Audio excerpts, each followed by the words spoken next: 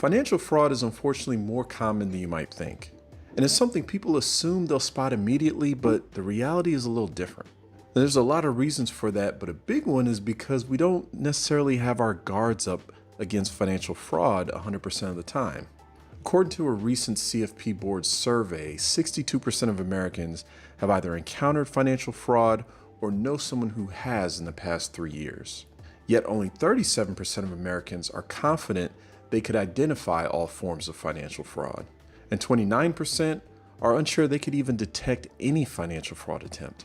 Well, of course, when we think about financial fraud, we naturally think about those who may be more vulnerable. Our elderly parents or grandparents, our teenagers, but it's actually younger adults aged 18 to 45 that are most likely to report losing money to scams, as that age group tends to be more vulnerable to things like online shopping fraud, job scams, crypto scams. So it's likely not a question of if you'll be targeted at some point, it's when. So with that said, here's some easy steps you can take to better protect yourself. First, turning on account alerts. Most banks and brokerages will let you get a text or email anytime there's a large withdrawal or login from a new device or any other unusual activity. Second, you may want to consider adding a trusted contact to your bank and investment accounts, particularly if you're single and/or don't have joint financial relationships at that institution. Something unusual happens, the financial institution has someone they can reach out to if they're concerned about potential fraud.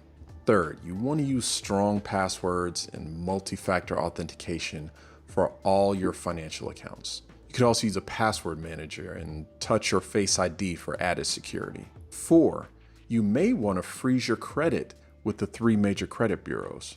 It's free to do, doesn't affect your score, and it'll block anyone from opening accounts in your name. Number 5, before you give out any personal information over the phone, stop and ask yourself, who initiated this conversation? Did you call them or did they call you?